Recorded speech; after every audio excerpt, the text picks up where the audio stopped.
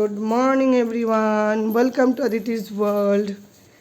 আজকে সকাল সকাল চলে এসেছি, এই যে চিতই পিঠে বানাচ্ছি। আজকে আমার কাছে আপ্পে প্যান আছে, আপ্পে প্যানেই এটাকে দিলাম, দেখা যাক কেমন কি হয়। আর এখানে সকাল সকাল এই যে বাজার এসে গেছে।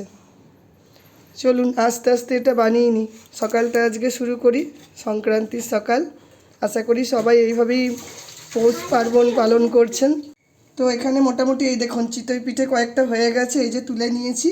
আর বাকিগুলো একটু একটু করে চেক করছি, যেগুলো মনে হচ্ছে তলার দিকে একটু কাঁচা কাঁচা আছে সেগুলো আরও কিছুক্ষণ রাখবো। তো এগুলো এখনও একটু মনে হচ্ছে সময় লাগবে, নাহলে দেখুন লেগে যাচ্ছে ছুরির গায়ে। তো আপনারা যারা কড়াইয়ে না করতে চান, খুব সহজে চিতই পিঠে বানিয়ে নিতে চান, তারা এইভাবে বাড়িতে যদি আপ্পে প্যান থাকে আপ্পে প্যানে করে নেবেন। এই দেখুন কি সুন্দর উঠে পড়েছে, দেখেছেন? আর এটা ভাববেন না যে ভেতর অবধি হয়নি, কারণ আমি আপনাদের দেখিয়ে দিই। এই দেখুন শক্ত হয়ে গেছে, কিন্তু যেহেতু চালের জিনিস তো এটাতে হতে বেশি সময় লাগবে না, খুব তাড়াতাড়ি এটা জমে যায়। তো বলবো সবাই মিলে এইভাবে বাড়িতে বানিয়ে মকর সংক্রান্তি উদযাপন করুন। আশা করি শীতের সকালে গুড় দিয়ে এরকম চিতই পিঠে জমে যাবে। তো এই দেখুন আমার এখানে চিতই পিঠে বানানো হয়ে গেল। আর এটাকে আপনারা দুধের মধ্যে এই গুড় দিয়ে বা দুধের ক্ষীর বানিয়ে তার মধ্যে এই চিতই পিঠে ভেঙে দিয়ে বা গোটা গোটাও দিয়ে, মানে যেটা দুধ চিতই বলে, সেটাও বানিয়ে খেতে পারেন। তো আজকে মকর সংক্রান্তি, আশা করি সবার খুব ভালো কাটুক, এই কামনাই করি। তো দুপুরের লাঞ্চের জোগাড় করছি। সকালের পিঠে খেয়ে কারোর তো আর খাওয়ার মন নেই। এখানে নিয়ে নিয়েছি মেথির শাক।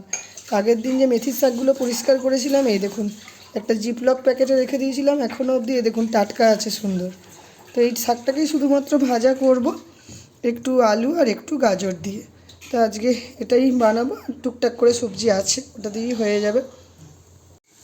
তো আমার এখানে মোটামুটি শাকটা রেডি হয়ে গেছে, আর কিছুক্ষণ ভাজবো। আজকে শাকটা করেছি বেগুন, আলু আর গাজর দিয়ে, ফুলকপি দিয়ে, সমস্ত কিছু দিয়ে একসঙ্গে ভেজেছি। এগুলো নর্মালি বেথর শাক এইভাবে ভাজে ও অন্যান্য শাক করে, আজকে আমি মেথির শাক দিয়েই করেছি। জানি না কেমন খেতে হবে, কেউ কি এভাবে ভেজেছেন? যদি ভেজে খেয়ে থাকেন তো আমাকে একটু কমেন্টে জানাবেন। তো আজকে আমি ট্রাই করলাম, দেখি সব রকম টুকটাক ছোটো ছোটো সবজি দিয়ে কেমন লাগে খেতে। কারণ ওই অল্প বিস্তর একটা বেগুন, একটা পড়েছিল, সকালেই বাজার করিয়েছি দেখালাম, বাসি যেগুলো ছিল ওই দিয়ে করে দিলাম। আশা করছি ভালো লাগবে গরম ভাতে। আর আমি না মেথির শাকে নর্মালি দিই না, রসুন দিই না, কারণ মেথির শাকের মেথির একটা আলাদা গন্ধ থাকে, রসুন দিলে সেই গন্ধটা নষ্ট হয়ে যায়। তো আজকে ওই জন্য এইভাবেই রান্না করেছি। তো স্নান সেরে চলে এসেছি। এটা কি ভাজছি বলুন তো? এটা সাদা তিল। তিলটা একটু শুকনো খোলায় ভেজে নিচ্ছি। আমার শ্বশুরবাড়ির নিয়ম হচ্ছে গুড় দিয়ে তিল চিক্কির মতন বানায়, যেটাকে তিলকুটো বলে, যেটা বানিয়ে ঠাকুরের সামনে অর্পণ করা হয়। তো আজকে এইভাবেই এটাকে বানাবো। এখানে তিলটা মোটামুটি ভাজা হয়ে গেছে। আর এরপরে এটাকে একটা ছোট পাত্রের মধ্যে রেখে নিচ্ছি, কিছুটা ঠান্ডা হোক, ততক্ষণে একটা গুড় রেডি করে নেব। গুড়টা গলিয়ে নিতে হবে, তারপরে এই গুড়ের মধ্যে আস্তে আস্তেই ভেজে রাখা তিলটা দিয়ে তিল চিক্কি বানাবো। তো এই যে এখানে আমার তিল চিক্কি বানানো হয়ে গেল। আজকে এটাকে একটু শুকাতে দিতে হবে কিছুক্ষণের জন্য, তারপর কিছুক্ষণের মধ্যে এটা জমাট বেঁধে যাবে। গুড় দিয়ে তিলকে আগে ভেজে নিলাম, আপনাদের দেখালাম, তারপরে গুড়ের সাথে এটাকে পাক দিয়ে এটাকে জাস্ট একটা পার্চমেন্ট পেপারের উপরে দিয়ে দিয়েছি। এটা নিজে নিজেই জমাট বেঁধে যাবে, তারপর চিক্কির আকারে এটাকে তুলে নেব। এটা আজকে ঠাকুরের সামনে দিতে হয়, এটা আমাদের এই বাড়ির নিয়ম। তো বানিয়ে নিলাম। এটা পৌষ সংক্রান্তির একটা আলাদা নিয়ম, আমি যদিও জানতাম না, এবারই প্রথম বানালাম। তো এই যে তিল চিক্কি বানিয়ে নিয়ে এখানে আমি ঠাকুরের পুজোও করে নিয়েছি। আজকে বছরের একটা বিশিষ্ট দিন। তো এই যে এখানে তিল চিক্কিগুলো একটু একটু করে দিয়ে দিয়েছি এই যে ঠাকুরের সামনে। তো এখন মিশিয়ে আসবে, ওকে খাইয়ে নিয়ে এবার নিচে যাব। পুজো সেরে চলে এসেছি, একটু নিচ্ছি। আজকে বেশ রোদ উঠেছে, দেখুন কি সুন্দর। আর মিশিকে সাইকেলটা নিয়ে এসেছি, বললাম তুমি চালাও, তো দেখছি ও নিজে নিজেই চালাচ্ছে। একটু ফ্রুটস এনেছি, এক জায়গায় বসে বসে ভাবছি খাওয়াবো, তার আগে কিছুক্ষণ হেঁটে নিই।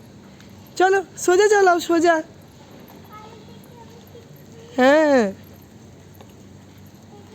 এদিকে ঘুরিয়ে নাও, আবার ঘুরিয়ে নাও, এদিকে ঘুরিয়ে নাও, ওদিকে ছায়া।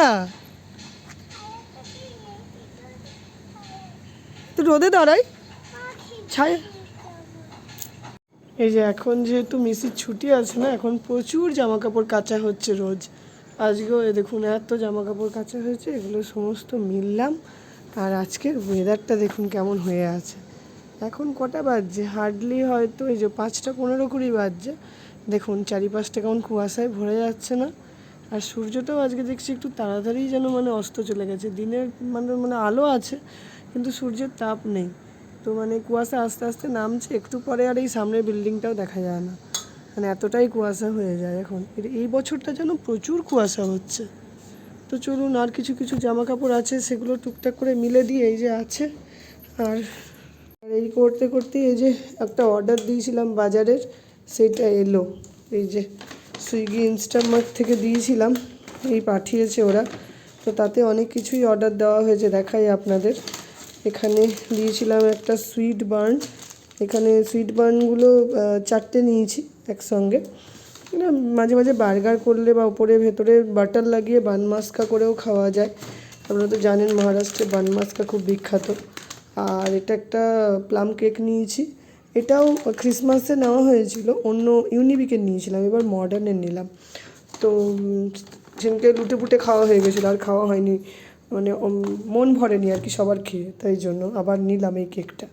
এটা একটা সোনপাপড়ি নিলাম 450 গ্রামের।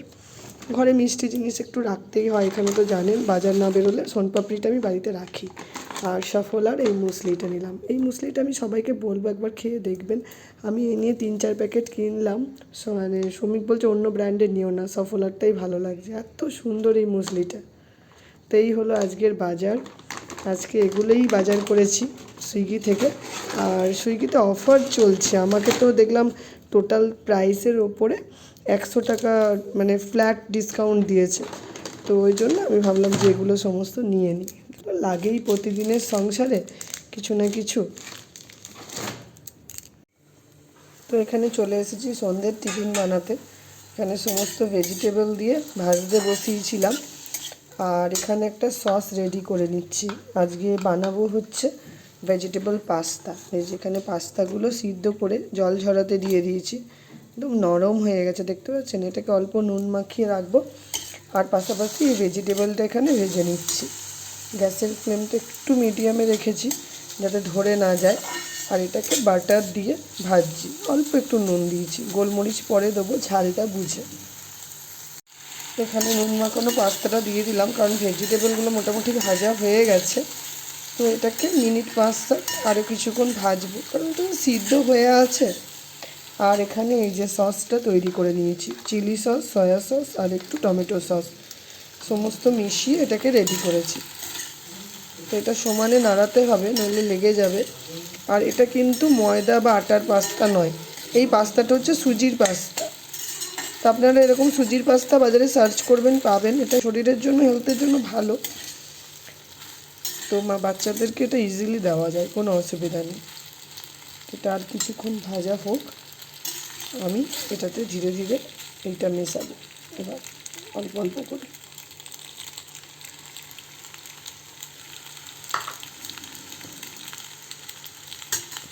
সসটা দিয়ে ভালো করে এটাকে নাড়াচাড়া করব। আর মিনিট 5-7 ঢাকা দিয়ে রাখলেই এটা রেডি হয়ে যাবে। আর যদি মনে করেন একটু থিক ব্যাপারটা আনবেন, তাহলে এটার মধ্যে একটু কর্নফ্লাওয়ার দিতে পারেন। আমি আর কর্নফ্লাওয়ার দিলাম না, দেওয়াই যেতে পারে, কোনো ব্যাপার না। অনেকে মানে একটু গ্রেভিযুক্ত যদি খেতে চায় তারা কর্নফ্লাওয়ার দিয়ে গ্রেভি করে পাতলা পাতলা করেও খেতে পারে।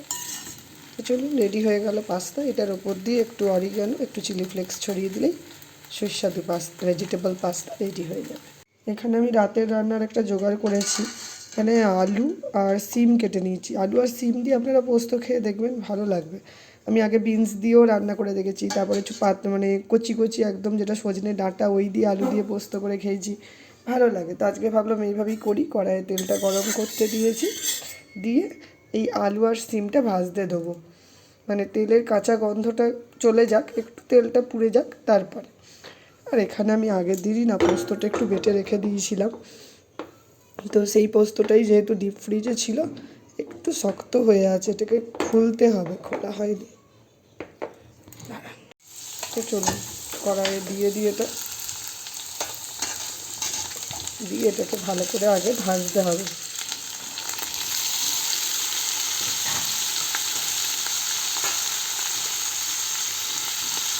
আমি যতটুকু সিম ছিল সেইটুকুনি দিলাম।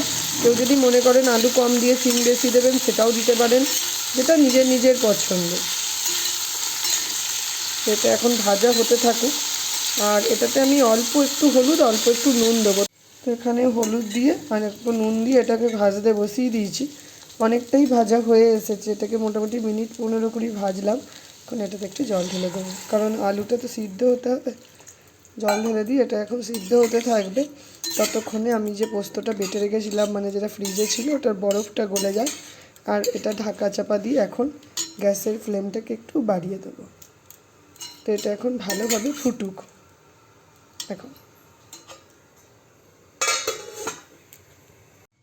এখন আমাদের ডিনার হয়ে গেছে, তারপরে এরা বাবা মেয়ে একটু খেলা শুরু করলো। তো আমি ভাবলাম যে একটু ভিডিও করে দিই, কারণ সব দিন তো আর এরকম ভিডিও ক্যাপচার করবার সুযোগ পাই না, এরকম মোমেন্টস তৈরিও হয় না, কারণ ভীষণ ব্যস্ত থাকে সৌমিকও। তো ভাবলাম যে ওরা দুজনে খেলা করছে, করুক, আর আমি একটু কিছুক্ষণ বসে আমারও কিছুটা এডিটিংয়ের কাজ সারলাম, আর এরা এখন খেলছে। তো চলুন আজকের মতন ব্লগটা এখানেই এন্ড করছি। আপনারা সবাই ভালো থাকুন, সুস্থ থাকুন, এই কামনাই করি। আজকের মতন শুভরাত্রি। ঠিক সে করো।